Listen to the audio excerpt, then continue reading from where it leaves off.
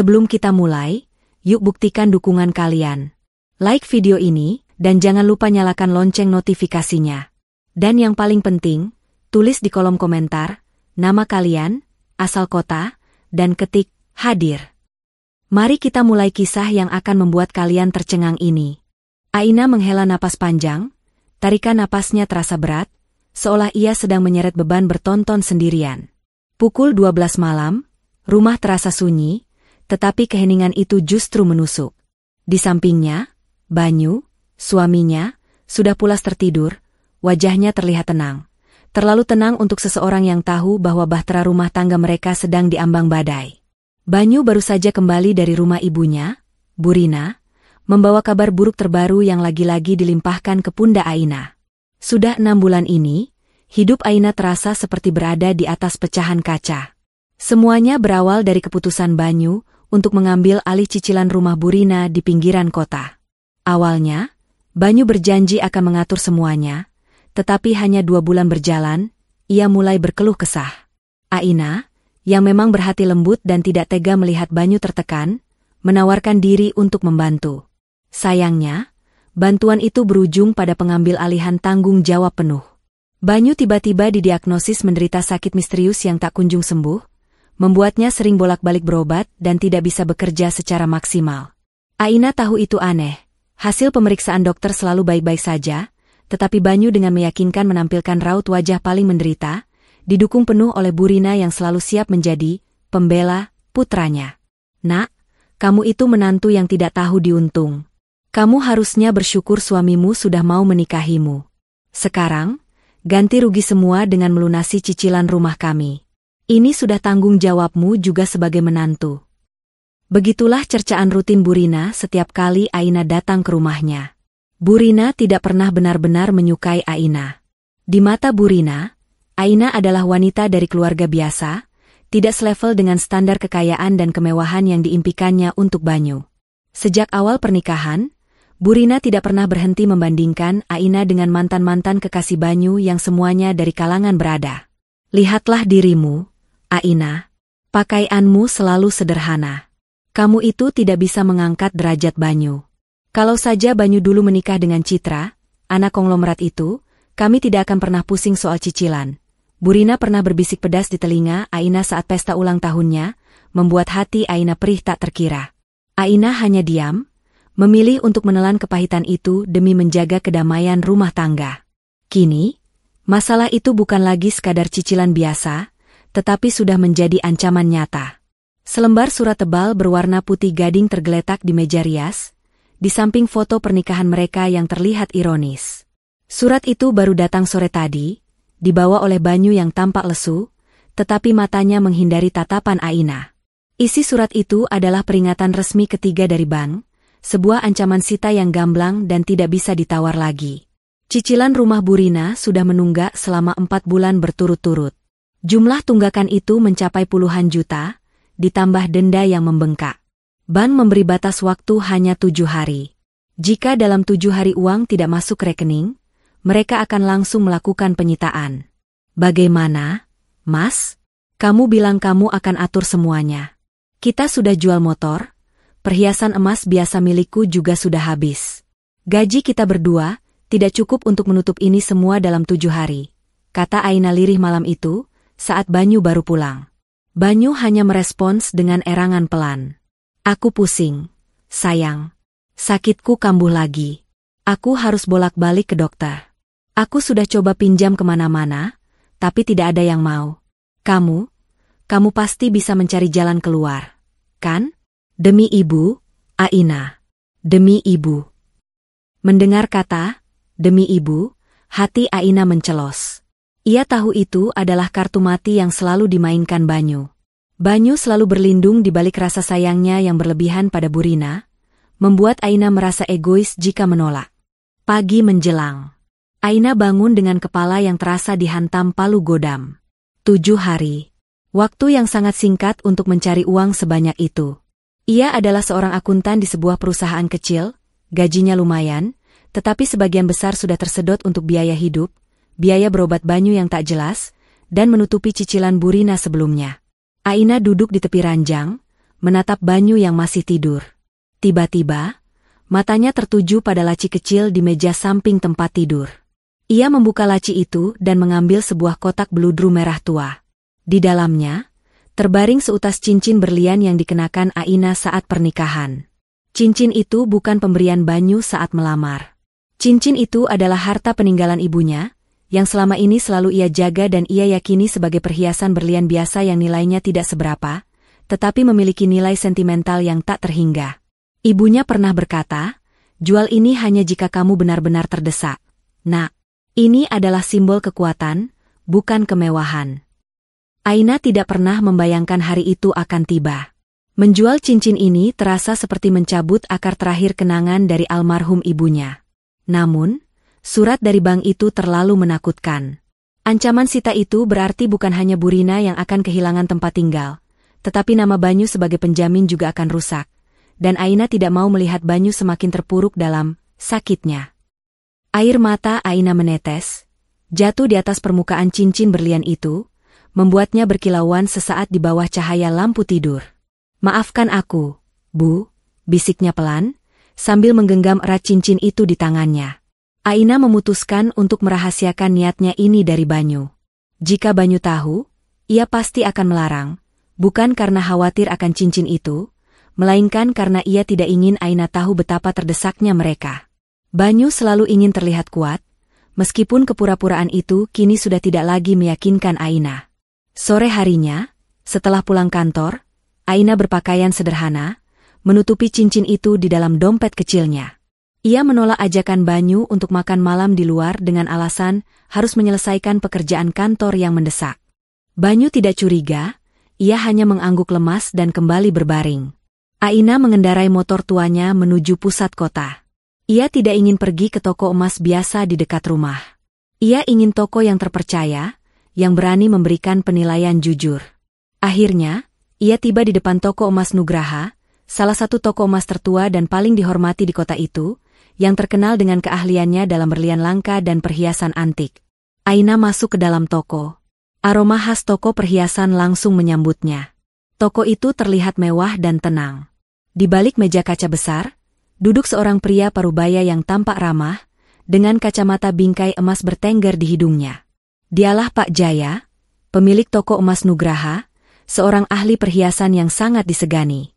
Dengan hati-hati, Aina mengeluarkan kotak beludru merah dan meletakkannya di hadapan Pak Jaya. Jantung Aina berdebar kencang, ia merasa seperti seorang pengemis yang sedang meminta belas kasihan.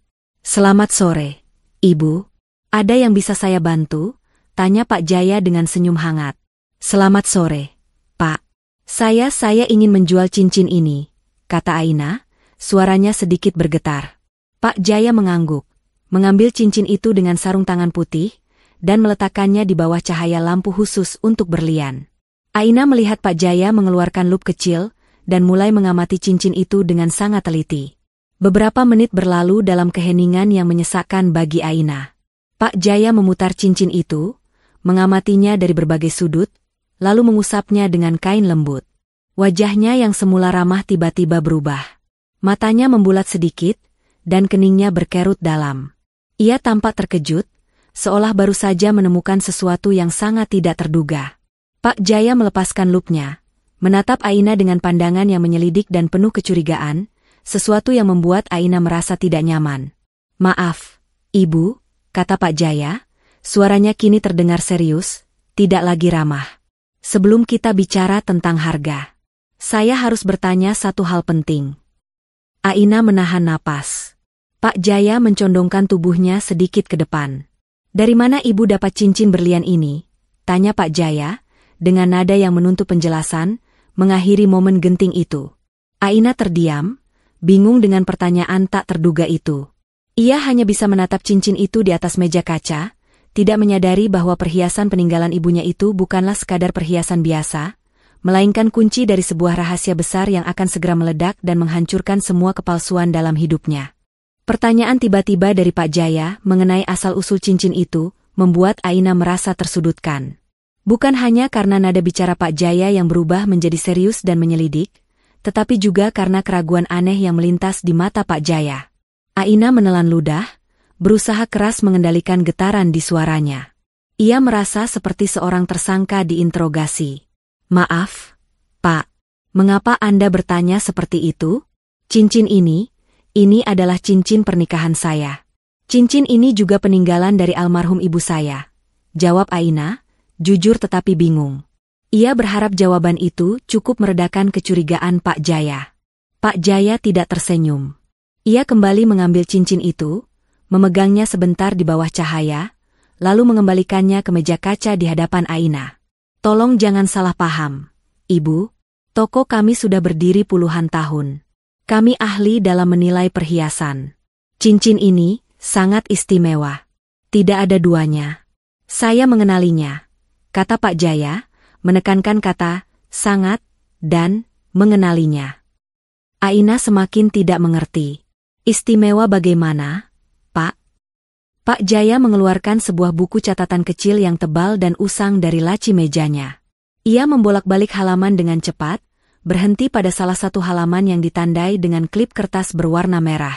"Pada tahun 2023, sekitar 2 tahun yang lalu, kami menerima pesanan khusus yang sangat rumit dan rahasia. Pesanan ini adalah sepasang cincin berlian. Berliannya adalah jenis Fancy Intense Yellow Diamond yang sangat langka di pasaran. Potongan dan desainnya juga eksklusif.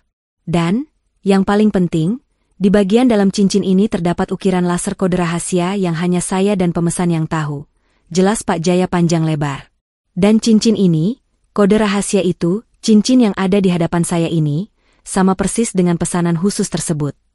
Dunia Aina seakan runtuh. Ia menatap cincin itu, lalu menatap Pak Jaya dengan tatapan kosong. "Kode rahasia? Berlian langka? Pesanan 2 tahun lalu?" "Ya, Ibu. Pemesannya adalah seorang pria bernama Banyu." Nama itu, nama suaminya, menghantam Aina seperti sambaran petir. Semua darah seolah surut dari wajah Aina. Otaknya berusaha keras memproses informasi itu, menolak untuk mempercayainya. "Tidak mungkin, Pak. Cincin ini milik ibu saya. Ibu saya sudah meninggal 5 tahun lalu. Tidak mungkin Banyu yang memesannya," bantah Aina, mencoba berpegangan pada logika terakhirnya. Pak Jaya menghela napas. Sorot matanya kini dipenuhi rasa iba.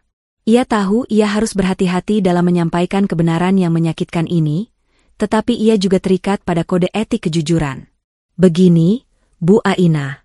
Mari kita lihat secara profesional. Berlian ini adalah berlian alami dan langka yang asli. Tetapi..." Pak Jaya menunjuk dengan pena ke arah salah satu bagian cincin. "Potongan berlian di bagian tengah ini sedikit berbeda dengan desain asli yang saya buat. Dan, maafkan saya harus mengatakan ini, Bu. Setelah saya cek di bawah mikroskop khusus, berlian di cincin ini adalah berlian palsu, Bu. Tiruan yang sangat bagus. Tetapi, ini tetap imitasi." Keheningan kembali menyelimuti toko. Kali ini, keheningan itu terasa mematikan, menenggelamkan Aina dalam lautan pengkhianatan yang dingin. Berlian palsu. Cincin pernikahan palsu. Simbol cinta dari ibunya palsu. "Palsu?" bisik Aina. Ia tidak merasakan air mata lagi, hanya mati rasa. "Ya, palsu. Tapi inilah bagian yang paling membingungkan. Kode ukiran laser di dalamnya adalah kode untuk cincin yang asli. Dibuat 2 tahun lalu atas nama Banyu. Saat Banyu memesan, ia meminta 2 set cincin. 1 set asli, 1 set tiruan yang dibuat sangat mirip dan detail.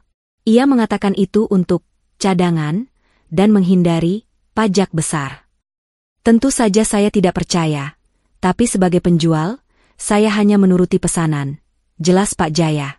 Kepingan-kepingan informasi itu mulai menyatu, membentuk gambaran mengerikan di benak Aina.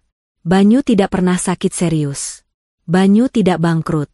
Banyu telah berencana sejak 2 tahun lalu. Sejak hari pernikahan mereka.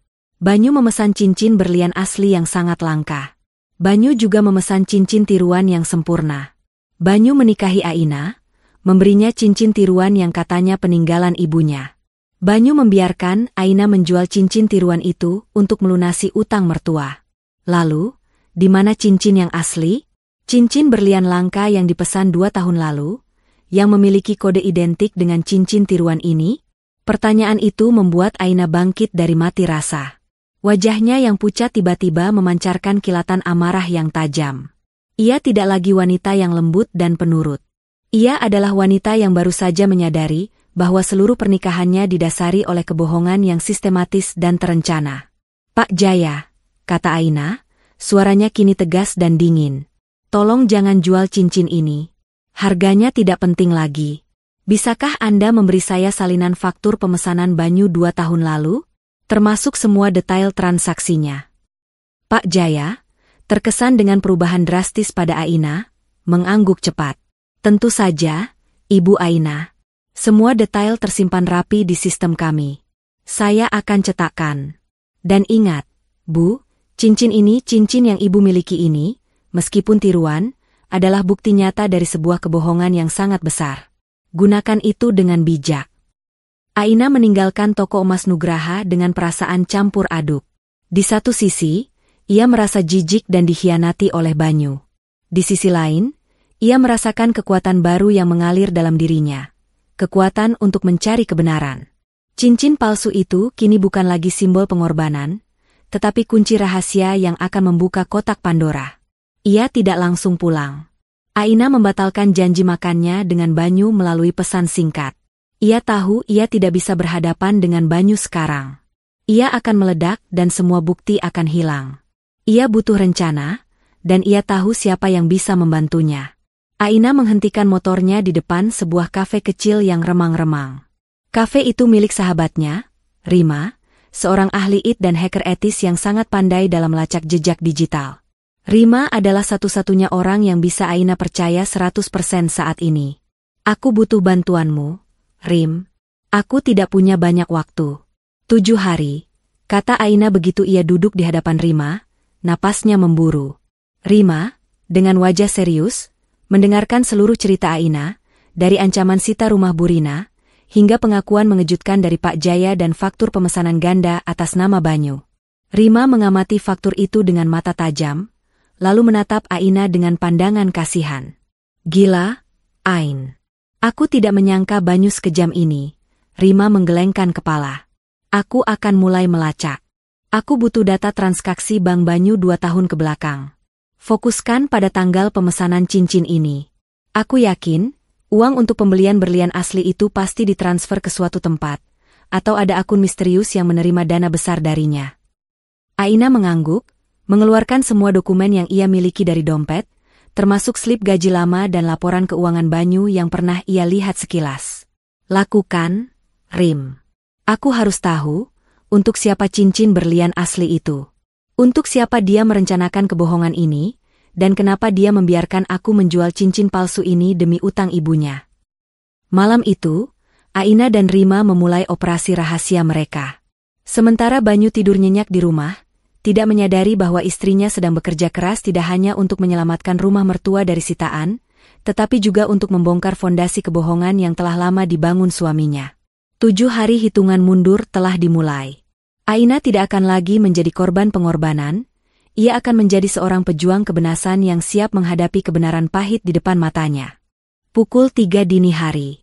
Lampu redup kafe Rima menjadi saksi bisu keheningan mencekam dan aktivitas panik di depan layar komputer. Aina sudah menceritakan seluruh kejanggalan, dan Rima, dengan mata merah karena kurang tidur, bekerja cepat. Rima adalah seorang profesional. Ia tahu bahwa jejak digital tidak pernah benar-benar hilang. Ini dia, Ain, bisik Rima, tangannya menunjuk layar monitor yang dipenuhi deretan kode dan data bank yang rumit. Aku berhasil menyusup ke data transaksi Banyu 2 tahun lalu, tepat di tanggal pemesanan cincin special order di toko Nugraha. Aina segera mendekat, jantungnya berdebar kencang. Ia melihat 2 transaksi besar yang terjadi hampir bersamaan. Transaksi pertama adalah transfer sejumlah uang ke rekening toko Nugraha sebagai pembayaran muka untuk sepasang cincin berlian special order. Transaksi ini sudah Aina ketahui. Namun, yang kedua adalah transfer yang jauh lebih besar. Nilainya mencapai puluhan juta, ditransfer ke rekening atas nama perorangan. Nama itu asing, tidak pernah Aina dengar sebelumnya. Lihat ini, Ain. Transaksi ini terjadi 1 hari setelah uang muka cincin itu dibayar. Jumlahnya sangat besar, melebihi harga cincin asli yang kita duga. Dan akun penerima ini, aku mencoba melacaknya melalui jejak digitalnya. Ini bukan akun pribadi biasa. Ini adalah akun yang sangat terlindungi, biasanya digunakan untuk transaksi besar dan rahasia, atau untuk menampung dana ilegal. Jelas Rima, suaranya dipenuhi kecurigaan. Siapa pemilik akun itu? Rim? Apakah ada nama? Tanya Aina, menahan napas. Nama di bank terdaftar sebagai Citra Anggraini. Alamat rumahnya? Ini dia. Di daerah elit, Pondok Indah. Dan ini yang aneh, Ain. Aku menemukan jejak komunikasi yang sangat intens antara nomor telepon Banyu dan nomor telepon yang terkait dengan akun ini, sejak 2 tahun lalu. Bahkan, ada pesan singkat yang dikirim Banyu, isinya hanya, aku sudah menaruh kunci di tempat yang aman. Jaga baik-baik, sebentar lagi kita akan bebas. Darah Aina mendidih. Citra. Nama yang pernah Bu Rina sebut dengan nada puja-puji. Mantan kekasih Banyu dari keluarga konglomerat. Ternyata, Banyu tidak hanya berselingkuh, tetapi ia telah merencanakan pengkhianatan ini sejak awal pernikahan mereka, membeli cincin asli untuk Citra, sementara Aina hanya diberi tiruan. Cincin palsu itu kini bukan lagi peninggalan ibunya, melainkan simbol kebodohan Aina yang tak termaafkan. Aku harus bertemu dengannya, Rim. Aku harus melihat dengan mata kepalaku sendiri. Dan aku yakin cincin berlian asli itu ada di sana, di rumah Citra, kata Aina, keputusannya sudah bulat. Rima menahan tangan Aina. Tunggu dulu, Ain. Jangan gegabah. Kamu harus punya bukti yang lebih kuat. Kita tidak bisa langsung menuduh tanpa dasar hukum. Ingat, kamu masih punya 7 hari untuk menyelamatkan rumah Bu Rina, dan sekarang kamu punya misi yang lebih penting, menyelamatkan harga dirimu dan asetmu. Aina terdiam sejenak, menatap cincin palsu di tangannya.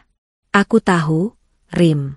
Tapi aku juga harus memastikan bahwa Banyu tidak lagi punya kesempatan untuk menghancurkanku lebih jauh. 7 hari ini akan kugunakan untuk 2 hal. Membongkar semua kebohongan Banyu dan memastikan dia tidak bisa kabur dari tanggung jawab. Rima akhirnya setuju, tetapi ia bersikeras menemani Aina sebagai sopir dan pengintai. Mereka berdua menyusun strategi. Pagi itu, Aina mengirim pesan ke Banyu bahwa ia harus pergi keluar kota untuk urusan kantor yang mendesak. Banyu membalasnya dengan emoji sedih dan mengatakan ia akan tinggal di rumah Bu Rina. Alasan klasik untuk menghindari tagihan dan tanggung jawab. Keesokan harinya, Aina dan Rima memulai pelacakan fisik. Mereka menyamar dan menuju alamat yang tertera dalam data Citra. Rumah itu adalah sebuah townhouse mewah, dengan keamanan ketat, tidak jauh dari pusat kota. Saat mereka memarkir mobil agak jauh, sebuah mobil mewah berwarna hitam keluar dari gerbang rumah itu. Itu dia, Ain. Itu mobil Banyu. Plat nomornya tidak salah, bisik Rima, wajahnya tegang. Aina merasakan seluruh tubuhnya kaku. Di balik kemudi mobil mewah itu, Banyu tidak lagi terlihat lesu atau sakit. Ia tampak segar, tampan, dan mengenakan pakaian mahal yang Aina tahu jauh di atas kemampuannya. Di kursi penumpang samping, duduk seorang wanita cantik, berambut panjang terurai, dan di jari manis tangan kirinya, terlihat kilauan berlian kuning langka yang mencolok, memantulkan cahaya matahari dengan anggun. Cincin itu. Cincin berlian asli yang Pak Jaya pesan 2 tahun lalu. Cincin yang seharusnya menjadi miliknya, kini melingkar di jari Citra Anggraini. Aina mencengkeram erat setir mobil, air matanya tidak menetes, tetapi hatinya terasa remuk menjadi 1000 keping. Pengkhianatan itu bukan lagi dugaan, melainkan fakta yang sangat menyakitkan. Banyu tidak hanya mengkhianati janji pernikahan, tetapi juga merampas warisan ibunya dan menjebaknya dalam utang. Banyu menggunakan uang untuk membeli cincin asli dan menipu Ibu Rina, agar Ibu Rina terus bergantung padaku. Dan ia menjadikanku penjamin pinjaman ilegal untuk aset yang diwariskan ibuku. Ia adalah penipu ulung. Desis Aina, suaranya bergetar menahan amarah yang membara. Rima memeluk Aina, berusaha menenangkan badai emosi yang melanda sahabatnya. Sabar, Ain. Jangan biarkan emosimu menguasai. Kita sudah punya 2 bukti kuat. Faktur ganda Pak Jaya dan kini, bukti fisik cincin itu di tangan Citra. Kita harus bergerak cerdas. Aina menarik napas dalam-dalam, mengangguk, dan menyeka air matanya dengan kasar. Aku tidak akan menangis lagi, Rim. Air mataku terlalu berharga untuk laki-laki seperti dia. Aku akan buat dia membayar semua ini, termasuk rasa sakit yang ia sebabkan pada Ibu Rina. Aku harus segera menemui Pak Dirman. Pak Dirman adalah seorang notaris dan pengacara ternama yang dikenalnya lewat Rima. Aina tahu ia tidak bisa melawan Banyu dan jaringannya yang mungkin lebih besar sendirian. Mereka segera mengatur pertemuan dengan Pak Dirman. Di kantor Pak Dirman yang elegan, Aina membeberkan semua bukti, cincin palsu, surat sita rumah Bu Rina, faktur ganda dari Pak Jaya, hingga bukti transfer dana besar Banyu ke rekening Citra. Pak Dirman mendengarkan dengan saksama, sesekali mengangguk, dan mencatat beberapa poin penting. Nyonya Aina, Anda beruntung bisa menyadari ini sebelum semuanya terlambat. Banyu dan Citra tidak hanya melakukan perselingkuhan, tetapi juga tindak pidana penipuan dan pemalsuan dokumen. Yang paling serius adalah penggunaan nama Anda sebagai penjamin untuk pinjaman ilegal tersebut. Jelas Pak Dirman, suaranya berat dan serius. Pinjaman ilegal? Maksud Anda, aset warisan ibu saya dalam bahaya? Tanya Aina cemas. Ya, mereka telah memanipulasi aset Anda dan menjadikannya jaminan untuk pinjaman. Tujuannya jelas, untuk membiayai gaya hidup mewah mereka dan membiarkan Anda menanggung utang lama Bu Rina, sehingga Banyu terlihat sebagai putra berbakti yang sakit-sakitan. Dengan kata lain, mereka menjadikan Anda perisai dan sapi perah finansial. Kita harus segera mengajukan gugatan cerai dan, yang paling penting, tuntutan pembatalan utang dengan bukti penipuan dan pemalsuan ini. Malam itu, Aina menandatangani surat kuasa penuh kepada Pak Dirman. Tidak ada lagi keraguan. Ini bukan lagi tentang menyelamatkan pernikahan. Ini tentang menyelamatkan masa depan, harga diri, dan warisan terakhir ibunya. Keesokan paginya, Aina dengan berani kembali ke rumah. Banyu sudah pulang dari rumah Bu Rina dan sedang bersantai di sofa, menonton TV dengan santai, kembali ke persona, suami sakit, yang ia ciptakan. Aina berdiri di depannya, menatapnya dengan tatapan kosong dan dingin. Aku sudah tahu semuanya, Mas, kata Aina. Banyu terkejut. Tahu apa? Sayang, kamu baru pulang? Perjalananmu lancar? Banyu mencoba tersenyum, tetapi senyum itu terlihat palsu dan gugup. Aina tidak menjawab. Ia hanya melempar kotak bludru merah ke atas meja, di sebelah Banyu. Cincin palsu itu memantul pelan di atas meja kayu. Toko emas Nugraha, 2 tahun lalu, cincin asli, dan Citra. Aku sudah tahu semuanya, Mas. Semuanya, kata Aina. Ia membiarkan kata-kata itu menggantung di udara, menciptakan keheningan yang mematikan. Banyu tiba-tiba pucat pasi. Wajahnya yang semula tenang kini bergetar, matanya membelalak ketakutan, ia mencoba mengelak. Apa yang kamu bicarakan, Ain? Aku tidak mengerti. Cincin ini? Jangan pura-pura, Mas. Katakan saja kemana perginya cicilan rumah Bu Rina yang selama ini kubayar? Kemana perginya uang warisan ibuku yang kau jadikan jaminan pinjaman ilegal? Dan katakan padaku, siapa yang mengenakan cincin berlian asli milikku sekarang? Tuntut Aina, suaranya meninggi. Banyu bangkit dari sofa. Ekspresi wajahnya berubah dari pura-pura sakit menjadi kemarahan dan kepanikan yang nyata. Ia tahu Aina sudah tahu segalanya. Jaga bicaramu, Aina. Itu bukan urusanmu. Aku suamimu. Aku punya hak atas semua asetku. Dan cincin itu hanya perhiasan murahan. Jangan membesarkan masalah kecil, teriak Banyu, berusaha menekan Aina dengan intimidasi. Aina tersenyum sinis. Itu bukan senyum kemenangan, melainkan senyum kepuasan karena tirai kepalsuan itu akhirnya robek. Perhiasan murahan? Kalau itu perhiasan murahan, kenapa kamu memesan 2? Kenapa yang asli melingkar di jari Citra dan yang palsu kau suruh aku jual untuk melunasi utang ibumu? Aku tidak akan menjualnya, Mas. Cincin palsu ini akan menjadi bukti pertamaku. Dan kamu akan membayar semua harga kebohonganmu, kata Aina. Banyu panik total. Ia tahu aset yang ia gunakan sebagai jaminan ilegal akan menjadi bumerang terbesarnya. Ia segera meraih kunci mobilnya dan bergegas keluar. Aku akan kembali. Jangan lakukan hal bodoh. Aina, ini ancaman. Jangan coba-coba hubungi pengacara. Ancam Banyu sambil membanting pintu. Aina hanya menatap pintu yang tertutup itu. Ia tidak gentar. Terlambat, Mas, bisik Aina. Aku sudah menghubungi pengacara. Dan kamu tidak akan bisa kabur lagi dari masalah ini. 7 hari yang diberikan Ban kini menjadi 5 hari. Aina tidak lagi khawatir soal sita rumah mertua. Prioritasnya sudah berubah total. Membongkar kejahatan Banyu dan melindungi diri. Ia tidak akan membiarkan dirinya jatuh. Ia akan bangkit dan membersihkan semua kekacauan yang ditinggalkan Banyu. Setelah Banyu pergi terburu-buru, meninggalkan jejak kepanikan di rumah, Aina tidak membuang waktu untuk merasa sedih atau marah. Emosi itu ia simpan rapat-rapat, diubah menjadi energi yang dingin dan terarah. Ia tahu, konfrontasi yang ia lakukan di bab 3 adalah langkah berisiko yang kini harus ditindaklanjuti dengan langkah hukum yang cepat dan tegas. Aina segera menghubungi Pak Dirman. Pak, Banyu sudah tahu kalau saya sudah tahu. Dia panik dan kabur. Saya khawatir dia akan melakukan langkah gegabah. Mungkin mencoba menjual aset yang sudah dia jaminkan, atau mencoba mengubah surat-surat penting. Jelas Aina melalui telepon, suaranya tenang namun ada nada mendesak. Bagus, Nyonya Aina. Kepanikan Banyu adalah keuntungan bagi kita. Itu menunjukkan dia memang bersalah. Sekarang, kita harus bergerak lebih cepat dari dia. Saya sudah menyiapkan semua dokumen gugatan cerai dan tuntutan pembatalan utang. Kita akan mengajukan permohonan sita jaminan atas properti yang digunakan Banyu untuk pinjaman ilegal, agar aset itu tidak bisa dipindah tangankan, respons Pak Dirman dengan suara berwibawa.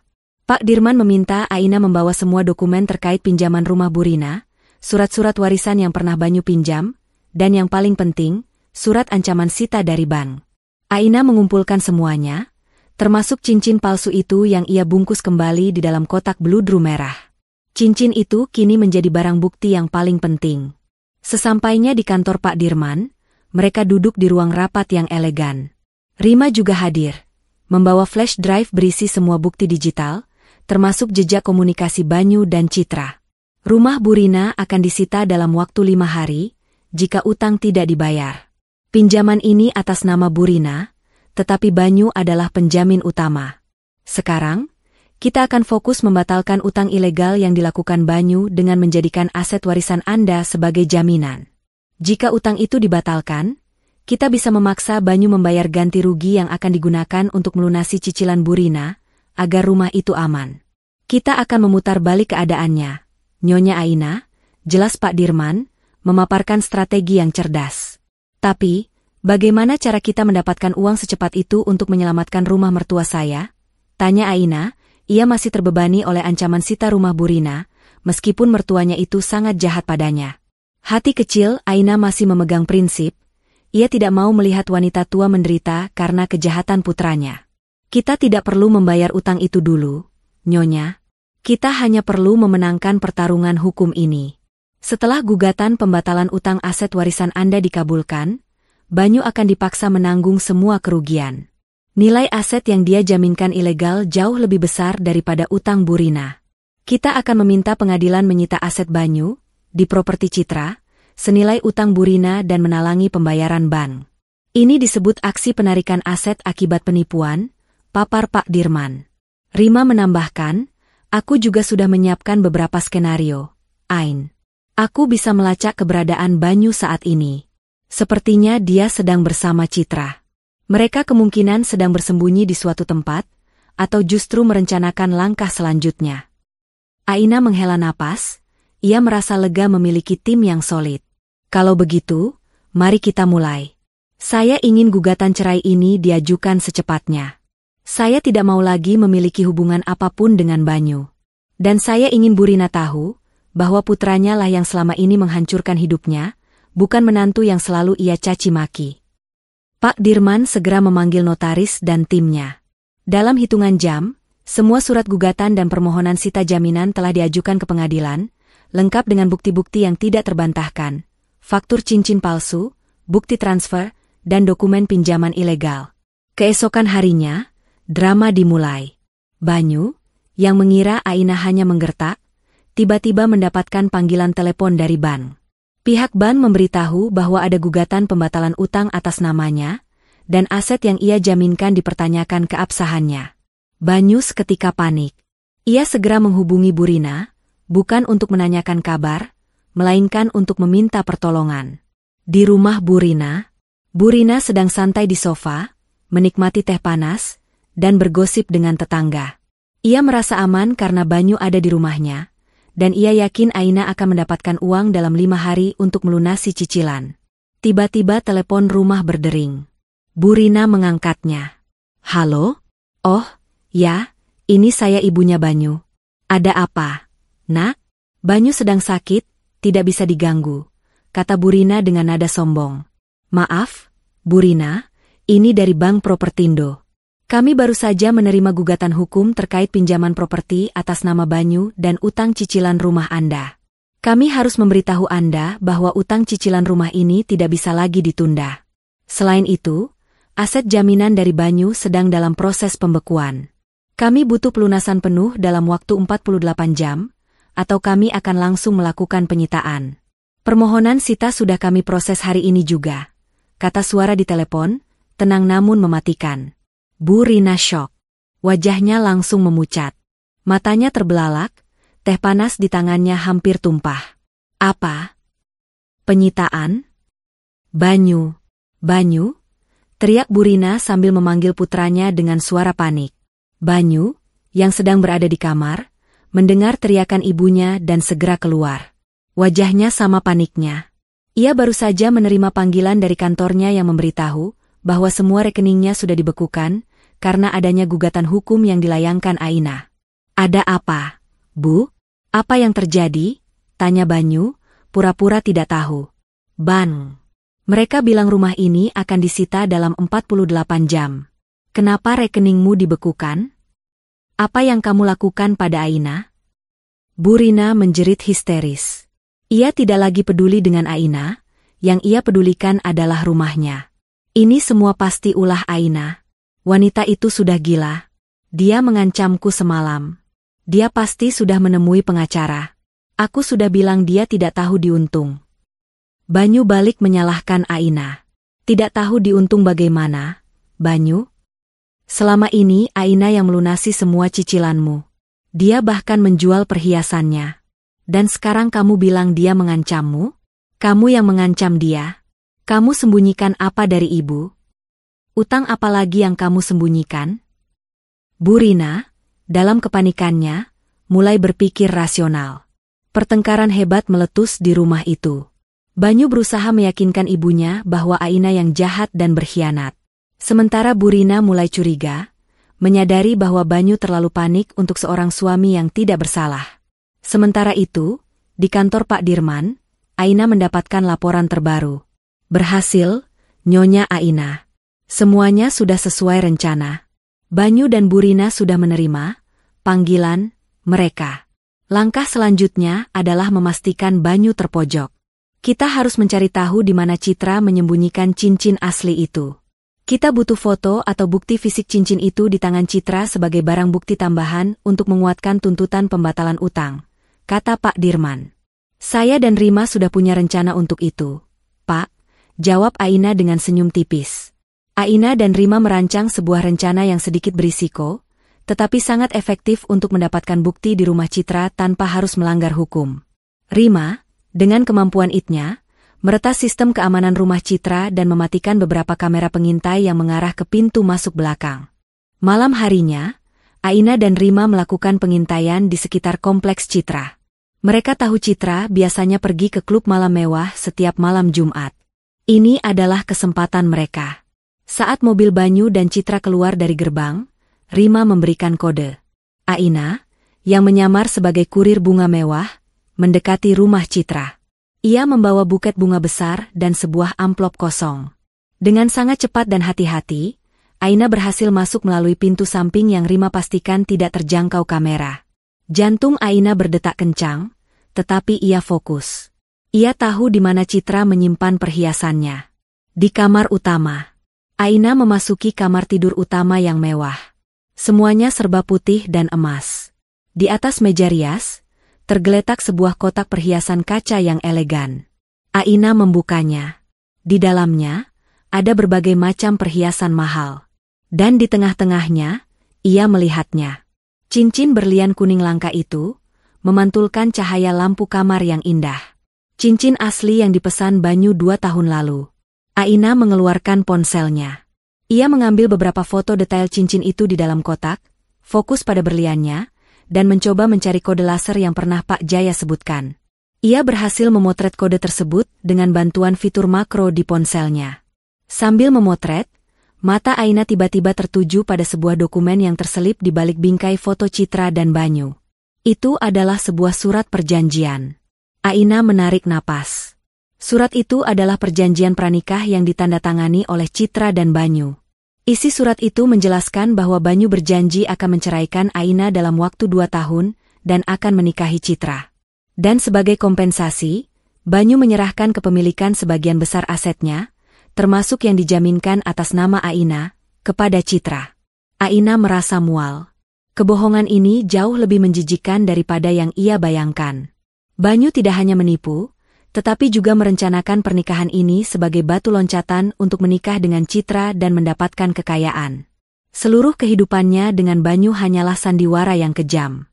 Dengan tangan gemetar, Aina mengambil foto dokumen itu secepat kilat. Ia tidak berani membawa dokumen fisik itu, karena itu akan dianggap sebagai pencurian. Bukti foto sudah cukup. Aina segera keluar dari rumah itu, bergabung dengan Rima di mobil. Rima menyambutnya dengan wajah khawatir. Bagaimana, Ain? Kau dapatkan buktinya? Aina hanya mengangguk, lalu menyerahkan ponselnya kepada Rima. Lihat, Rim. Cincin itu dan ini, katanya, menunjuk pada foto perjanjian pranikah itu. Rima terkesiap. Ya Tuhan, Ain. Banyu ini psikopat. Dia merencanakan semuanya. Ini adalah kartu mati yang kita butuhkan. Perjanjian ini membatalkan semua argumennya di pengadilan, dan membuktikan niat jahatnya sejak awal. Kini, Aina tidak hanya memiliki bukti penipuan berlian dan pinjaman ilegal, tetapi juga bukti konspirasi untuk menceraikannya dan menikah lagi. Aina menatap cincin palsu di tangannya, yang kini terasa begitu ringan.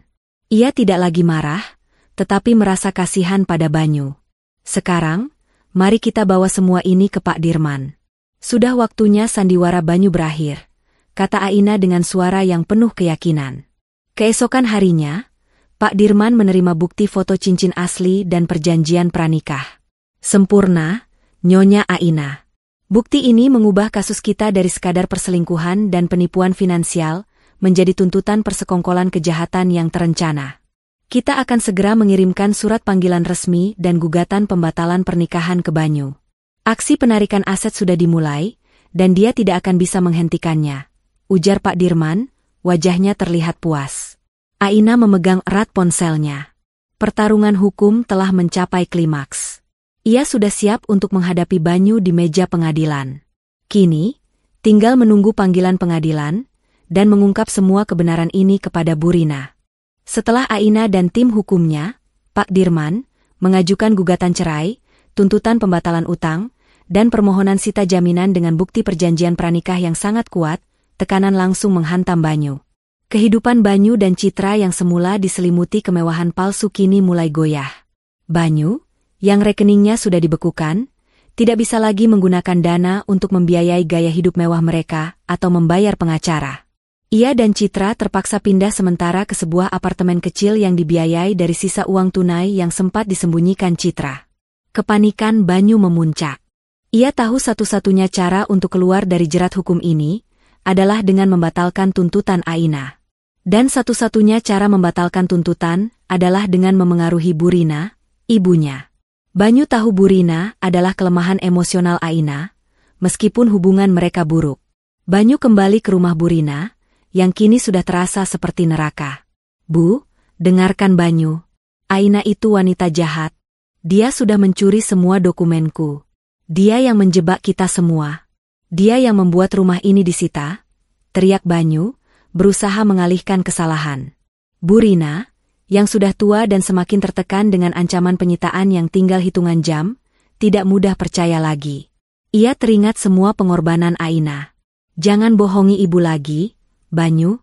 Telepon dari bank bilang rekeningmu dibekukan karena ada gugatan penipuan.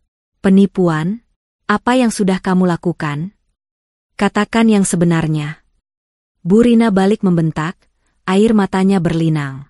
Banyu, terpojok, terpaksa mengakui sedikit kebenaran, tetapi ia memelintirnya.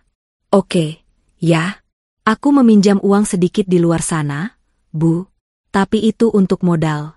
Aina terlalu perhitungan. Dia tidak pernah mau bantu kita. Semua ini karena dia pelit. Bohong. Cincin berlian peninggalan ibunya saja dia mau jual untuk kita. Apalagi yang kamu mau? Teriak Bu Rina. Cincin itu palsu. Bu, aku yang pesan yang asli untuk hadiah buat ibu. Banyu terpaksa berbohong lagi, berharap bisa memenangkan hati ibunya. Palsu? Bu Rina terkejut. Kalau palsu, kenapa Aina mau jual untuk kita? Kamu bohong. Kamu menjual rumah ini dengan cara kotor. Banyu, aku tahu. Aku tahu kamu sedang bersama wanita lain. Siapa itu Citra? Di tengah kekacauan di rumah Bu Rina, Citra tiba-tiba muncul. Citra datang dengan sikap angkuh, mencoba mengendalikan situasi. Tante Rina, ini semua salah Aina. Dia cemburu. Aku dan Banyu hanya rekan bisnis. Dan soal cincin itu, Banyu memberikannya padaku sebagai jaminan investasi. Itu hanya barang, Tante, kata Citra, meremehkan. Di jarinya, cincin berlian asli itu berkilauan. Bu Rina menatap cincin itu dengan tatapan jijik. Jaminan investasi katamu? Di mana etika kamu? Nak, kamu tahu Banyu sudah beristri. Dan kamu merencanakan pernikahan saat rumahku terancam disita. Kalian berdua sama-sama jahat. Melihat Bu Rina mulai membela Aina, Banyu tahu rencananya gagal. Ia harus melakukan sesuatu yang lebih drastis. Ia berusaha menghubungi Aina, tetapi Aina sudah memblokir semua kontaknya. Aina mengambil langkah taktis. Sementara Banyu dan Citra saling menyalahkan di rumah Bu Rina, Aina dan Pak Dirman sibuk mempersiapkan serangan balik. Nyonya Aina, kita harus segera mengambil alih aset jaminan yang ada di tangan Banyu dan Citra. Perjanjian pranikah adalah kunci kita. Itu membuktikan Citra adalah kaki tangan. Kita bisa menuntut ganti rugi sebesar kerugian Anda, termasuk kerugian finansial dari cicilan rumah Bu Rina yang sudah Anda bayar, ujar Pak Dirman. Saya setuju, Pak. Tapi saya ingin memastikan Bu Rina tahu kebenarannya secara langsung, bukan hanya dari Banyu yang memelintir fakta, kata Aina. Aina meminta Rima untuk menghubunginya dengan Bu Rina, tanpa melibatkan Banyu. Rima menggunakan nomor telepon sekali pakai dan menghubungi Bu Rina, memperkenalkan diri sebagai seseorang yang peduli pada kebenaran. Tante Rina, saya tahu Tante sedang panik. Tapi Tante harus tahu, Banyu dan Citra sudah menandatangani perjanjian pranikah yang menjanjikan mereka akan menikah setelah Tante Banyu menceraikan Aina. Cincin berlian yang dipakai Citra itu adalah cincin asli yang Banyu beli 2 tahun lalu, bukan hadiah untuk Tante. Banyu menjebak Aina dan Tante dalam utang ini demi harta Citra, jelas Rima. Bu Rina tercengang. Perjanjian pranikah? Cincin asli di tangan wanita itu? Rima mengirimkan foto perjanjian pranikah dan foto cincin asli di jari Citra ke ponsel Bu Rina. Melihat foto-foto itu, Bu Rina histeris. Ia tidak lagi marah pada Aina, tetapi pada putranya sendiri. Rasa malu dan penyesalan mendalam menghantamnya. Ia tahu selama ini ia salah. Ia sudah mencaci maki Aina, menuduhnya menantu tak tahu diri, padahal putranya sendiri adalah penipu ulung yang bahkan tega menipu ibunya sendiri. Bu Rina mengambil keputusan penting. Ia menghubungi Aina, menangis dan memohon maaf. Naila, nak, maafkan ibu. Ibu sudah tahu semuanya. Banyu jahat. Ibu yang buta. Tolong, nak. Tolong jangan biarkan rumah ini disita. Ini satu-satunya peninggalan almarhum Bapak. Pinta Bu Rina, suaranya dipenuhi penyesalan tulus. Aina terenyuh mendengar suara tangisan Bu Rina yang tulus. Saya tidak akan membiarkan rumah ibu disita, Bu. Tapi saya harus memastikan Banyu membayar semua ini. Saya punya satu syarat. Ibu harus bersaksi di pengadilan tentang semua utang dan cicilan yang sudah saya bayarkan, dan ibu harus mengakui bahwa Banyu berbohong tentang sakitnya, kata Aina, suaranya lembut tetapi tegas. Bu Rina setuju tanpa berpikir dua kali. Drama kecelakaan palsu Citra. Mengetahui bahwa Aina sudah punya semua bukti, dan Bu Rina sudah berbalik arah, Banyu dan Citra menjadi putus asa. Mereka harus menghentikan proses hukum. Kita harus membatalkan gugatan cerai itu, Banyu. Jika tidak, kita berdua akan hancur. Semua aset kita akan disita, teriak Citra pada Banyu di apartemen sempit mereka. Bagaimana caranya? Wanita itu tidak akan mendengarkan. Banyu frustrasi. Kita buat dia kasihan. Kita buat drama kecelakaan palsu. Kita bilang aku sekarat. Dia wanita lugu dan baik hati, dia pasti mau mencabut gugatan itu, usul Citra dengan mata licik. Maka, mereka pun merencanakan kecelakaan palsu. Citra berbaring di rumah sakit palsu dengan perban di kepala dan lehernya, sementara Banyu mengirim pesan kepada Rima, melalui nomor lain, karena Aina sudah memblokirnya, yang berisi foto Citra yang terluka parah. Pesan itu berisi ancaman dan permohonan yang direkayasa. Aina, tolong cabut gugatanmu.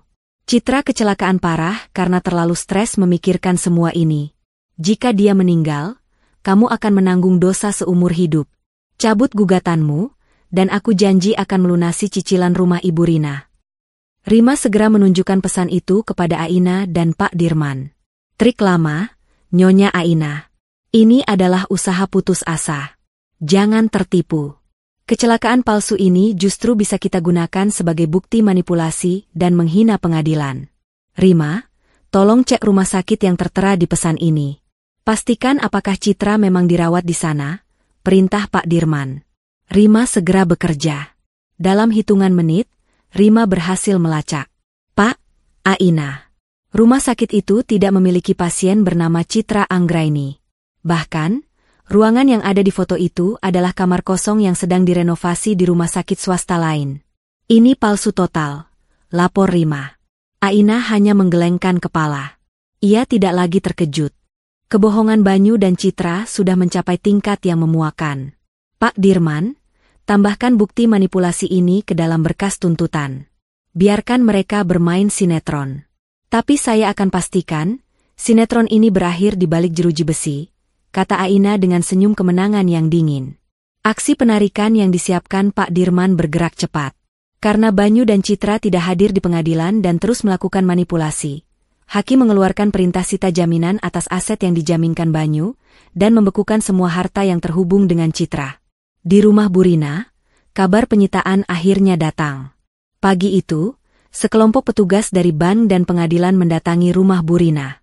Bu Rina, yang sudah mendapatkan peringatan dari Aina, hanya bisa menangis pasrah. Ini semua karena kamu, Banyu. Kamu telah menghancurkan ibu. Bu Rina menangis sambil memeluk perabotan rumahnya. Banyu, yang ada di sana, terkejut setengah mati. Ia mengira kecelakaan palsu Citra akan membatalkan semua proses ini. Tidak. Ini tidak adil. Aina, wanita itu benar-benar jahat, teriak Banyu. Tiba-tiba, Pak Dirman datang, berdiri di depan Bu Rina dan Banyu. Jangan salah menyalahkan, Saudara Banyu. Rumah ini disita karena kelalaian Anda sebagai penjamin utama, dan karena Anda menipu bank dengan utang palsu. Tapi jangan khawatir, Bu Rina. Nyonya Aina sudah melakukan yang terbaik. Dana ganti rugi dari kasus penipuan Banyu akan segera digunakan untuk melunasi utang Anda. Nyonya Aina telah menyelamatkan Anda, Bu. Sementara putra Anda. Pak Dirman menunjuk Banyu. Banyu terdiam, wajahnya merah padam. Ia tidak menyangka Aina begitu kuat dan cerdas. Ia juga tidak menyangka Aina masih peduli pada nasib Bu Rina. Saudara Banyu, Nyonya Citra, kalian berdua dipanggil pengadilan. Semua bukti penipuan dan pemalsuan sudah kami kantongi. Pertarungan hukum baru saja dimulai, kata Pak Dirman, menyerahkan surat panggilan resmi kepada Banyu. Banyu merasakan dunianya benar-benar runtuh. Ia menatap ibunya yang menangis, lalu menatap surat panggilan itu. Ia tahu, aksi penarikan Aina telah berhasil menjeratnya. Suasana di ruang mediasi pengadilan agama terasa dingin dan mencekam, Jauh berbeda dari kehangatan palsu yang pernah menyelimuti rumah tangga Aina dan Banyu. Lantai marmer yang berkilauan, meja kayu panjang yang kokoh, dan 2 deret kursi yang terpisah oleh jurang emosional. Ini adalah hari di mana Aina akan menuntut keadilan, sementara Banyu dan Citra harus menghadapi kenyataan pahit bahwa permainan sandiwara mereka telah usai. Aina duduk tegak di sisi kirinya, diapit oleh Pak Dirman yang tampak tenang dan berwibawa, serta Rima yang duduk di belakangnya sebagai pendukung moral dan teknis. Aina mengenakan blazer berwarna navy yang sederhana namun elegan. Ia tidak lagi menampakkan wajah rapuh yang sering Banyu manfaatkan. Sorot matanya kini tajam dan dingin, sebuah cerminan dari hati yang telah beku oleh pengkhianatan selama 2 tahun. Di seberang meja, duduk Banyu dan Citra. Wajah Banyu terlihat kuyu, lingkar hitam tebal menghiasi bawah matanya. Sejak rekeningnya dibekukan dan aset jaminannya dipertanyakan, ia hidup dalam ketakutan dan kesulitan finansial yang tidak pernah ia alami. Di sebelahnya, Citra berusaha mempertahankan aura keangkuhan, tetapi tangannya yang meremas tas mahal dengan erat mengkhianati kegugupannya. Mereka ditemani oleh seorang pengacara muda yang terlihat kurang pengalaman, disewa terburu-buru setelah pengacara profesional menolak kasus mereka karena kurangnya dana. Bu Rina juga hadir. Ia duduk di kursi tamu, agak jauh dari Banyu, wajahnya dipenuhi rasa bersalah dan penyesalan yang mendalam. Setiap kali matanya bertemu dengan Aina, Bu Rina akan menunduk, tidak sanggup menatap menantu yang ia caci maki namun kini justru berusaha menyelamatkan rumahnya. Mediator memulai sidang dengan nada datar, mencoba mencari titik temu. Banyu, yang didorong oleh Citra dan pengacara mudanya, segera mengambil kesempatan untuk memainkan kartu simpati terakhirnya. Yang mulia, saya mohon maafkan semua ini. Istri saya, Aina, sedang salah paham. Dia terlalu sensitif. Saya akui saya dekat dengan Citra, tapi itu hanya urusan bisnis. Semua aset yang saya pinjamkan atas nama Aina adalah untuk investasi masa depan kami. Dan soal cicilan rumah Ibu Rina, itu adalah ujian bagi Aina. Dia gagal dalam ujian itu, sehingga membuat ibu saya terancam sita. Ujar Banyu dengan suara bergetar yang dibuat-buat, berusaha menampilkan dirinya sebagai korban yang difitnah. Aina mendengarkan dengan tenang. Ia tahu ini adalah kesempatan Banyu untuk berbohong di depan umum, dan ia membiarkannya. Pengacara Banyu melanjutkan, kami menuntut agar gugatan cerai ini dibatalkan, atau setidaknya, Nyonya Aina tidak berhak atas harta gonogini apapun karena dialah yang menyebabkan konflik ini. Cincin berlian yang ia klaim sebagai palsu itu adalah cincin murahan yang sudah ia punya dari dulu, tidak ada hubungannya dengan klien saya. Saat giliran Pak Dirman berbicara, suasana langsung berubah. Pak Dirman berdiri, memancarkan aura kepercayaan diri yang mutlak. Terima kasih, Yang Mulia. Klien kami, Nyonya Aina, tidak datang ke sini untuk bernegosiasi tentang perasaan, tetapi untuk menuntut keadilan atas tindak pidana penipuan, pemalsuan dokumen, dan persekongkolan yang terencana sejak awal pernikahan. Kami tidak menuntut harta gonogini. Kami hanya menuntut aset Nyonya Aina dikembalikan sepenuhnya, utang ilegal dibatalkan, dan kerugian klien kami dibayar penuh. Pak Dirman lalu meminta Aina menyerahkan kotak bludru merah yang selama ini ia pegang. Izinkan kami memperkenalkan barang bukti utama, Yang Mulia. Ini adalah cincin yang Banyu berikan pada Aina saat pernikahan. Cincin yang ia klaim sebagai cincin peninggalan almarhum Ibunda Aina, dan cincin yang ia paksa Aina jual untuk membayar utang Ibu Rina, kata Pak Dirman, membuka kotak itu. Cincin berlian tiruan itu tampak memantulkan cahaya redup. Sekarang, mari kita bandingkan dengan yang asli, lanjut Pak Dirman. Rima segera memproyeksikan sebuah gambar di layar kecil di sudut ruangan. Gambar itu adalah foto resolusi tinggi dari cincin berlian kuning langka yang melingkar di jari manis Citra, lengkap dengan ukiran laser kode rahasia yang direkam Aina. Di sebelahnya, Rima menampilkan faktur pembelian ganda dari toko emas Nugraha, yang jelas-jelas menyebut nama Banyu sebagai pemesan cincin asli dan tiruan 2 tahun lalu. Banyu dan Citra terkesiap. Banyu mencoba berbisik panik kepada pengacaranya, tetapi pengacaranya hanya menggeleng kebingungan. Bagaimana mungkin? Itu hanya manipulasi gambar. Teriak Citra, suaranya pecah, berusaha menyangkal kenyataan.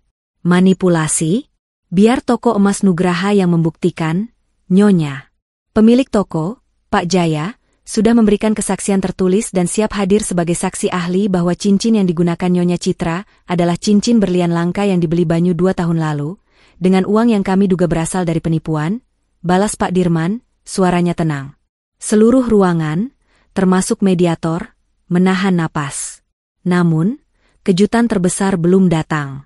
Pak Dirman lalu menghela napas, menatap langsung ke arah Banyu dan Citra. Bukti cincin ini sudah cukup membuktikan penipuan. Tetapi klien kami juga memiliki bukti lain yang membuktikan adanya persekongkolan dan niat jahat rencana sejak awal pernikahan. Pak Dirman menyerahkan selembar kertas berwarna krem. Ini adalah perjanjian pranikah yang dibuat dan ditandatangani oleh saudara Banyu dan Nyonya Citra Anggraini, berisi janji pernikahan setelah Banyu menceraikan Aina. Dokumen ini kami temukan di rumah Nyonya Citra, bersamaan dengan cincin asli, jelas Pak Dirman. Saat dokumen itu dibaca mediator, ekspresi wajahnya berubah dari netral menjadi marah.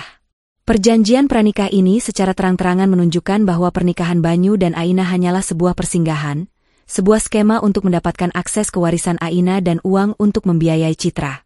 Banyu ambruk di kursinya. Wajahnya yang semula pucat kini berubah menjadi merah padam karena malu dan marah. Ia menoleh ke Citra, yang kini juga menangis histeris. Citra menyadari bahwa Banyu telah menjebak mereka berdua dengan dokumen ini. Citra adalah rekan kejahatan, bukan korban. Pengacara Banyu berdiri. Yang mulia, kami meminta waktu untuk berkonsultasi dengan klien kami. Kami terkejut dengan dokumen ini. Tidak ada waktu, saudara pengacara. Dokumen ini adalah bukti yang sangat kuat, membuktikan kejahatan terencana. Terlebih lagi, klien Anda telah melakukan upaya manipulasi dengan insiden kecelakaan palsu yang dapat dianggap sebagai pelecehan terhadap proses pengadilan. Potong Pak Dirman. Bu Rina, yang mendengarkan semua pengungkapan itu dari belakang, tidak tahan lagi. Ia berdiri, menangis terseduh-seduh, dan berjalan menghampiri Aina. Aina, nak, ibu. Ibu minta maaf. Bu Rina memeluk Aina, bahunya bergetar. Ibu yang salah. Ibu yang buta. Putramu sudah menghancurkan ibu dan dirimu, nak. Kamu sudah berkorban begitu banyak, bahkan mencoba menyelamatkan rumah ibu, padahal dia sudah merencanakan semua ini. Banyu berteriak panik, mencoba menarik ibunya menjauh. Ibu, jangan percaya wanita itu. Dia menjebak kita semua. Diam, Banyu. Kamu telah menipu ibu. Kamu telah menipu semua orang. Kamu menghina istrimu. Ibu tidak mau lagi melihat wajahmu. Balas Bu Rina, keputusannya sudah bulat. Kesaksian tulus Bu Rina di depan mediator itu jauh lebih berharga daripada 1000 dokumen hukum. Melihat semua kartu telah dibuka, Pak Dirman mengajukan penawaran terakhir Aina. Karena terbukti adanya persekongkolan kejahatan yang terencana, kami mengajukan tuntutan cerai non-negosiasi, pembatalan utang ilegal atas nama Nyonya Aina, dan menuntut ganti rugi sebesar seluruh kerugian finansial yang dialami Aina, termasuk cicilan rumah Bu Rina yang sudah dibayar. Tuntutan ganti rugi ini harus dibayarkan dari aset yang dijaminkan Banyu, yang saat ini berada di bawah sita jaminan. Jika Banyu menolak, kami akan melanjutkan tuntutan ini ke jalur pidana dengan tuduhan pemalsuan, penipuan, dan konspirasi kejahatan, tegas Pak Dirman. Citra, yang menyadari ia juga akan terseret kasus pidana, menatap Banyu dengan tatapan penuh kebencian. Kamu bilang semuanya aman. Kamu bilang Aina bodoh. Kamu menghancurkanku, Banyu. Banyu, yang tadinya angkuh, kini hanya bisa menunduk, menangis terseduh-seduh, bukan karena penyesalan, melainkan karena ketakutan. Ia tahu, Aina yang diam dan lembut kini telah berubah menjadi kekuatan hukum yang tak terkalahkan. Aina bangkit dari kursinya. Ia menatap Banyu dengan tatapan yang penuh kepuasan dingin, sebuah tatapan yang mengatakan, aku sudah memenangkan pertarungan ini tanpa perlu mengeluarkan satu pun kata caci maki. Setelah mendengar semua bukti dan kesaksian, mediator memutuskan bahwa tidak ada lagi ruang untuk mediasi. Kasus ini harus dilanjutkan ke sidang terbuka. Perintah penahanan aset Banyu dikuatkan, dan ia diminta segera menyiapkan pembelaan atas kasus pidananya. Aina, Rima, dan Pak Dirman meninggalkan ruang mediasi. Mereka tahu, ini hanyalah awal dari drama di pengadilan, tetapi mereka telah memenangkan perang psikologis dan mengamankan semua bukti krusial. Sidang perdana gugatan cerai dan pembatalan utang di pengadilan negeri berlangsung tegang. Ruang sidang dipenuhi oleh awak media dan beberapa rekan bisnis Banyu yang penasaran. Aina memasuki ruangan dengan kepala tegak, didampingi Pak Dirman. Banyu dan Citra hadir, wajah mereka tampak sangat tertekan. Bu Rina juga datang, duduk di barisan belakang, menatap Banyu dengan kecewa dan Aina dengan rasa hormat yang baru tumbuh. Sidang dimulai dengan pembacaan dakwaan oleh jaksa penuntut umum yang menyoroti tuntutan pidana terhadap Banyu atas penipuan aset jaminan dan pemalsuan dokumen. Saat giliran Pak Dirman, ia langsung menuju inti masalah, pembuktian cincin ganda dan perjanjian pranikah. Yang Mulia Hakim, kami tidak hanya memiliki faktur pembelian ganda, tetapi juga kesaksian dari ahli perhiasan terkemuka di kota ini, Bapak Jaya, pemilik toko emas Nugraha, yang mengkonfirmasi bahwa cincin berlian yang dikenakan oleh Nyonya Citra Anggraini adalah berlian asli langka yang dipesan oleh Tuan Banyu. Sementara cincin yang diberikan kepada klien kami, Nyonya Aina, saat pernikahan adalah tiruan, ujar Pak Dirman tegas. Ia kemudian memamerkan foto cincin asli di jari Citra dan foto perjanjian pranikah. Pengacara Banyu berusaha membela diri, mengklaim bahwa semua bukti adalah rekayasa dan bahwa Banyu hanyalah korban konspirasi. Banyu sendiri bersaksi dengan nada memohon, mencoba menggambarkan dirinya sebagai suami yang tertekan secara finansial. Namun, kejutan besar terjadi ketika jaksa meminta Pak Dirman untuk memaparkan detail lebih lanjut tentang aset yang digunakan Banyu sebagai jaminan. Yang Mulia, aset yang digunakan Tuan Banyu sebagai jaminan pinjaman ilegal, yaitu properti mewah di kawasan utara kota, adalah aset yang diwariskan oleh almarhum Ibunda Nyonya Aina, jelas Pak Dirman. Namun, yang perlu digarisbawahi adalah ini, Tuan Banyu tidak pernah menyangka bahwa aset tersebut diurus oleh kantor notaris yang sama dengan tempat saya dahulu bekerja. Dan saya harus mengungkapkan sebuah fakta di hadapan majelis. Saya, Pak Dirman, adalah notaris yang mengurus dan mengetahui semua aset yang diwariskan mendiang Ibunda Nyonya Aina. Seluruh ruangan terdiam. Aina sendiri menatap Pak Dirman dengan terkejut. Ia tidak pernah tahu bahwa Pak Dirman memiliki hubungan pribadi dengan warisan ibunya. Pak Dirman melanjutkan, saya mengenal almarhum Ibunda Nyonya Aina dengan baik. Beliau meminta saya untuk menjaga kerahasiaan total tentang nilai dan detail aset tersebut. Nilai aset itu jauh melebihi semua utang yang Tuan Banyu ciptakan. Warisan ini adalah dana darurat yang hanya boleh diakses Aina di saat terdesak.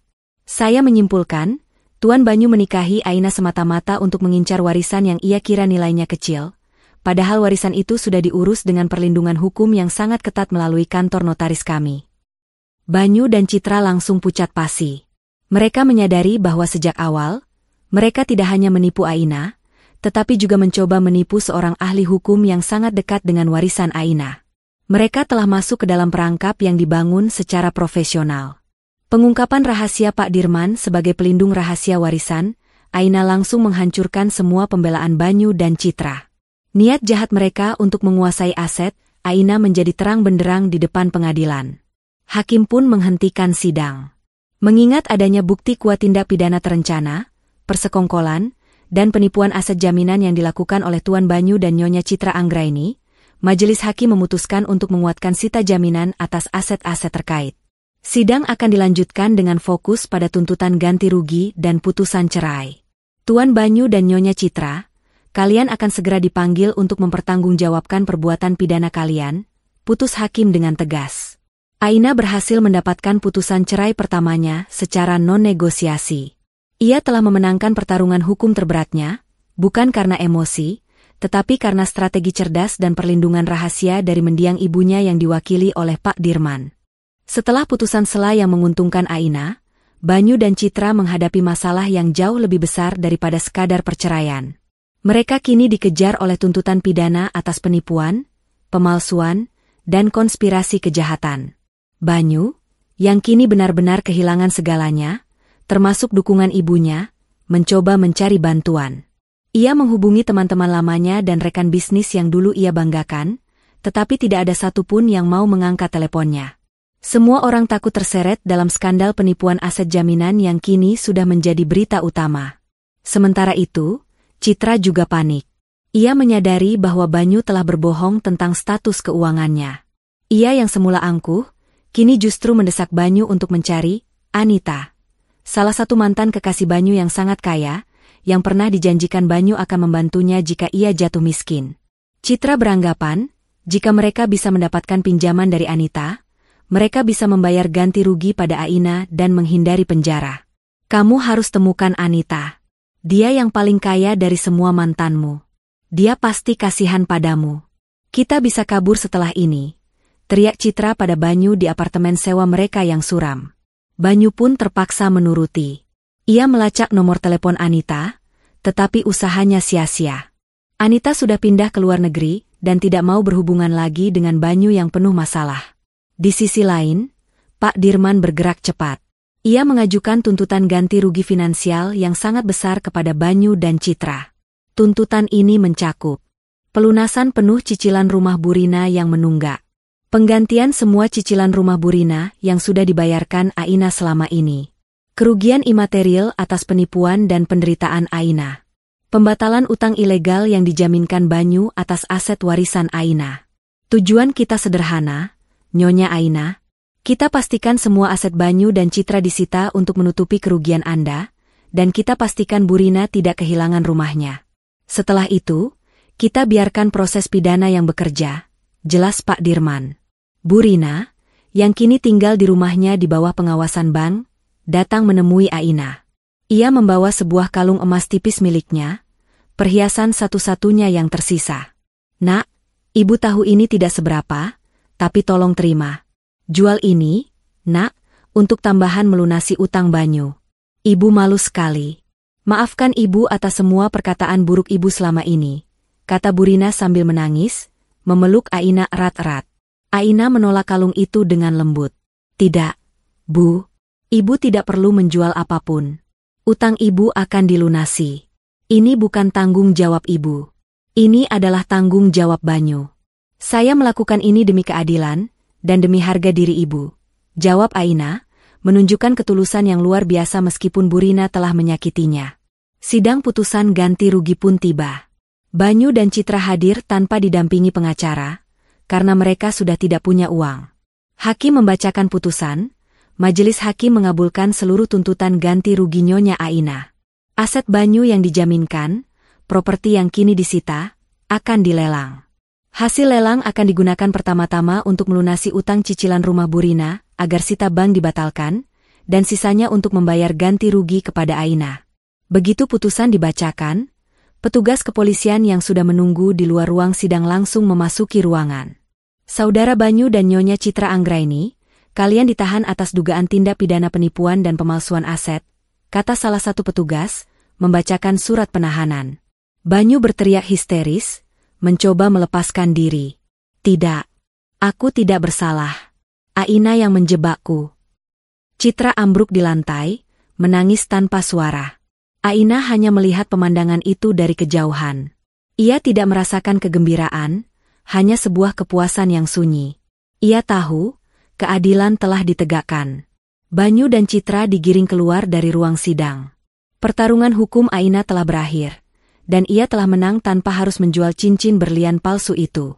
Cincin palsu itu kini ia simpan, bukan sebagai simbol kesedihan, melainkan sebagai pengingat akan kekuatan yang ia temukan di tengah pengkhianatan.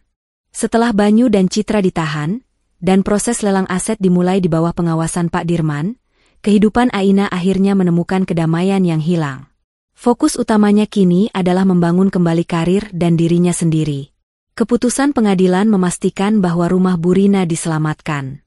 Hasil lelang dari properti yang dijaminkan Banyu berhasil menutupi semua utang Bu Rina, bahkan mengembalikan seluruh uang cicilan yang telah Aina bayarkan. Secara hukum, Aina resmi bercerai dan terbebas sepenuhnya dari jerat finansial maupun emosional Banyu. Bu Rina, yang kini rumahnya aman berkat kebaikan Aina, datang menemuinya dengan rasa syukur yang luar biasa. Ia tidak lagi mencaci maki, melainkan memuji dan meminta maaf berulang kali. Nak Aina, ibu tidak tahu harus berbuat apa. Kamu menantu yang ibu caci maki, tapi kamu yang menyelamatkan ibu. Sementara putra ibu sendiri, Bu Rina tidak sanggup melanjutkan kata-katanya. Aina tersenyum tulus. Tidak apa-apa, Bu. Yang berlalu biarlah berlalu. Saya melakukan ini bukan untuk ibu, tapi untuk keadilan. Ibu sekarang sudah aman. Jaga diri ibu baik-baik, kata Aina. Meskipun telah bercerai dari Banyu, Aina tidak pernah menolak Bu Rina. Ia masih menyediakan waktu untuk sesekali mengunjungi Bu Rina, membiarkan luka masa lalu perlahan sembuh. Dengan uang ganti rugi yang ia terima dari pengadilan, Aina tidak membeli kemewahan. Ia berkonsultasi dengan Rima, sahabatnya, dan memutuskan untuk membangun bisnis sendiri. Ia menggabungkan keahliannya sebagai akuntan dengan keahlian Rima di bidang IT. Mereka mendirikan sebuah perusahaan konsultasi keuangan dan audit yang berfokus pada pencegahan penipuan dan perlindungan aset. Perusahaan Aina berkembang pesat. Kisah hidupnya, yang sempat menjadi viral di media lokal, justru menjadikannya simbol kekuatan dan integritas.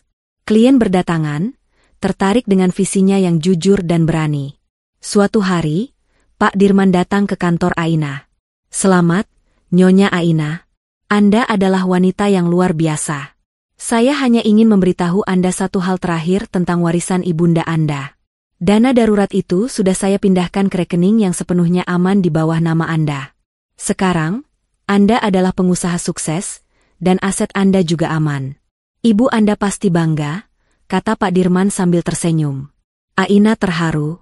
Ia merasa beban di pundaknya selama ini benar-benar terangkat.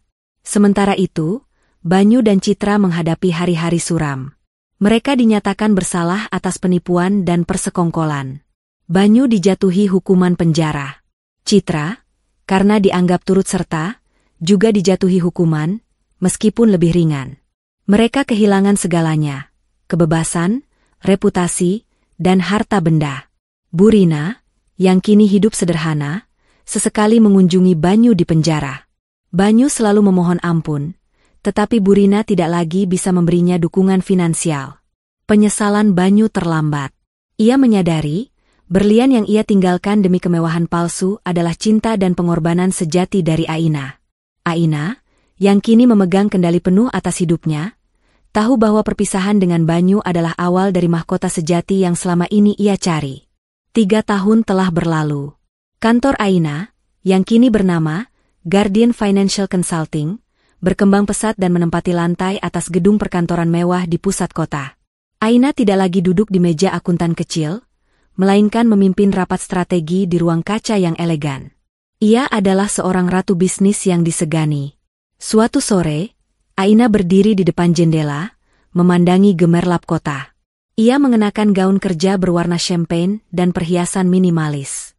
Ia sudah lama tidak memikirkan Banyu, dan luka lama telah mengering sempurna. Bu Rina masih sering ia jenguk, dan hubungan mereka menjadi harmonis, berdasarkan rasa hormat yang tulus, bukan lagi ikatan pernikahan. Rima masuk ke ruangan, tersenyum lebar. "Lihat siapa yang datang, Ain. Toko Nugraha mengirimkan ini. Hadiah dari Pak Jaya." Rima meletakkan sebuah kotak beludru hitam di meja Aina. Di dalamnya, terbaring sepasang anting berlian murni yang luar biasa indah, memancarkan kilauan kuning yang sama dengan cincin asli Citra, namun jauh lebih besar dan berkelas. Aina mengambil anting itu. Ia tersenyum, mengingat kembali perjalanan panjangnya. Pak Jaya bilang, berlian ini asli, murni, dan tidak memiliki tiruan. Ia menyebutnya, mahkota berlian sejati, hadiah untuk wanita yang paling berani dan terhormat yang pernah ia kenal. Kata Rima, matanya berkaca-kaca. Aina dengan hati-hati mengenakan anting itu. Kilauan berlian itu seolah menyinari wajahnya. Ia tidak lagi membutuhkan cincin pernikahan palsu sebagai simbol status. Ia kini mengenakan mahkota yang ia dapatkan dari hasil perjuangannya sendiri. Tiba-tiba, Banyu mengirimkan surat dari penjara, melalui Pak Dirman. Surat itu bukanlah ancaman, melainkan surat permohonan maaf yang tulus dan penuh penyesalan. Banyu mengakui semua kejahatannya, penipuannya, dan betapa bodohnya ia menukar permata asli seperti Aina dengan berlian palsu Citra. Ia menulis bahwa ia mendengar dari Bu Rina tentang kesuksesan Aina, dan bagaimana Aina menyelamatkan ibunya. Banyu mengakui, penyesalannya adalah tidak pernah menyadari nilai sejati Aina. Aina membaca surat itu. Ia tidak membalas, tetapi ia merasakan kedamaian. Ia telah memaafkan Banyu, bukan untuk Banyu, tetapi untuk dirinya sendiri. Beberapa bulan kemudian, Aina sedang memberikan pidato di seminar besar tentang perlindungan aset. Di tengah pidatonya, ia mengangkat kotak bludru merah kecil, tempat cincin palsu itu dulu berada. Cincin ini, yang saya yakini sebagai simbol cinta, ternyata hanyalah sebuah kebohongan yang dirancang untuk menipu saya. Saya tidak menjualnya. Saya menyimpannya sebagai pengingat, kata Aina di depan ribuan audiens. Tapi hari ini, saya tidak lagi membutuhkan cincin ini. Karena saya telah menemukan mahkota berlian sejati saya. Ia tidak terbuat dari berlian, melainkan dari keberanian, integritas, dan kekuatan yang saya temukan setelah saya menolak menjadi korban. Aina menutup pidato dengan tepuk tangan meriah. Ia berjalan keluar dari panggung, mengenakan mahkota berlian sejati di telinganya. Ia telah memenangkan bukan hanya kasus cerai, tetapi juga memenangkan dirinya sendiri. Ia kaya, bahagia, dan bebas. Rumah Bu Rina aman, Banyu mendapatkan balasan setimpal, dan Citra pun menerima konsekuensi perbuatannya. Aina telah menulis babak baru dalam hidupnya, di mana ia adalah ratu di istananya sendiri, dan berliannya adalah hati yang sejati. Harga diri dan keberanianmu jauh lebih berharga daripada berlian manapun. Jangan pernah menjual dirimu demi janji palsu dan kekayaan semu. Kebenaran sejati akan selalu bersinar, dan pengkhianatan akan selalu terbayar lunas.